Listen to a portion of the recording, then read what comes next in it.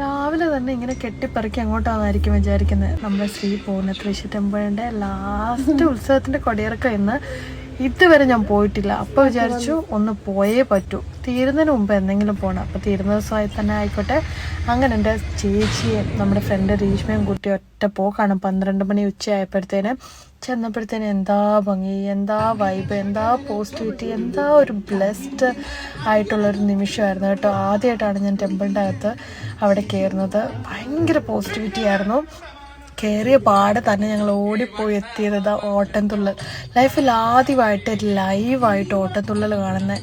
അതും ഫ്രണ്ടിൽ കുറേ പ്രായമായിട്ടുള്ള അമ്മമാരും അപ്പന്മാരും ഒക്കെ ഇരിപ്പുണ്ടായിരുന്നു കേട്ടോ.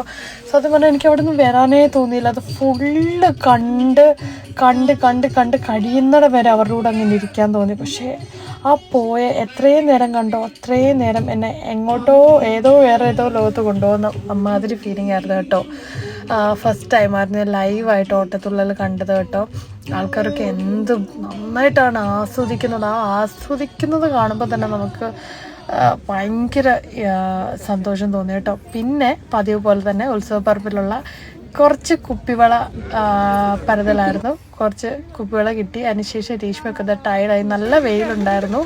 ഞങ്ങൾ ടയർഡായതിനു ശേഷം വേഗം തന്നെ രീഷ്മ പറഞ്ഞൊരു സ്ഥലത്ത് പോയി, അതായത് ഫലൂഡ കഴിക്കാൻ. അതിൻ്റെ ഇടയ്ക്ക് എനിക്കിതുപോലെ കാലയിലെ തള ഇങ്ങനെ കണ്ടു, ഒരു കോപ്പർ ഷെയ്ഡിൽ. അത് ട്രൈ ചെയ്തിട്ട് അതിപ്പോൾ ഞാൻ കാലയിൽ ഇട്ടിട്ടുണ്ട് കേട്ടോ. നല്ല ഭംഗിയാണ്. അതിനുശേഷം രീഷ്മ പറഞ്ഞ സ്ഥലത്ത് ഒരു ഫലൂഡയും കഴിച്ച് വയറും നിറഞ്ഞു, മനസ്സും തണുത്തു.